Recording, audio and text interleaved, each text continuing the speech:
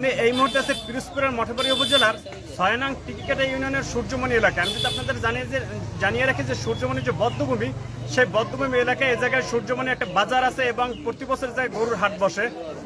এই সূর্যমণিটা এমন একটা মিডল পয়েন্ট যে মঠবাড়িয়া পৌর শহর এবং এদিকে হলতা গুলশাখালী ইউনিয়ন এবং পার্শ্ববর্তী বামনা উপজেলার যে ডৌতলা আছে, সেই ডৌতলা একেবারে মাঝে বরাবর এই সূর্যমণি বাজার আমাদের। তো এই জায়গায় কিন্তু প্রতি বছর দেশি বিভিন্ন জাতের গরু ওঠে। আমরা এবছরে দেখতে পাচ্ছি আজকে কিন্তু মঠবাড়িয়া বাজারের দিন, মঠবাড়িয়া হাটের দিন বুধবার, যার কারণে আমরা গরুর সংখ্যা কিছু কম দেখতেছি। তারপরে কিন্তু স্থানীয় লোকজন এখানে গরু নিয়ে আসছেন কোরবানির হাটের জন্য এবং গরু বিক্রি হয়েছে ইতিমধ্যে। তো আমরা যারা এই জায়গায় গরুর ব্যবসায়ী আছে, এখানে স্থানীয় লোকজন আছেন যারা গরু ক্রয় বিক্রয় করতে আসছেন, আমরা তাদের সাথে কথা বলার চেষ্টা করব।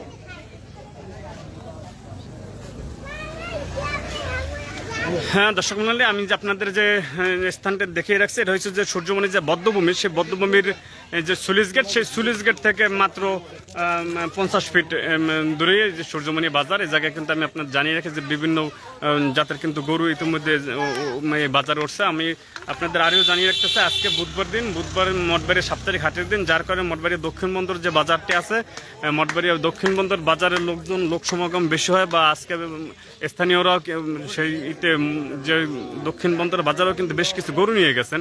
তারপরে কিন্তু আমরা এখানে দেখতে পাচ্ছি যে বেশ কিছু গরু কিন্তু জায়গায় যে দেশি গরু, সেই দেশি গরু কিন্তু এই সূর্যমণি হাটে উঠছে।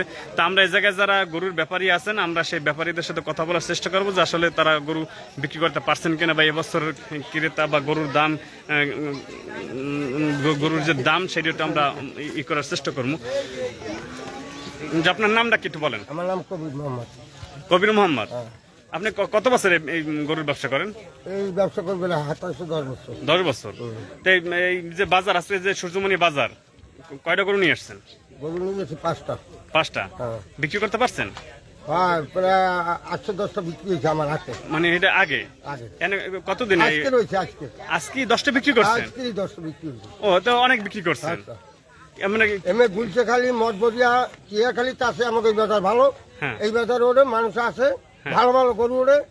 এই দাম কিরকম? আপনার এই পিছনে যে সাদা গরুটা আছে, এইটার দাম কত হইতে পারে? এটার দাম মনে করেন 1,40,000। 1,40,000? হ্যাঁ।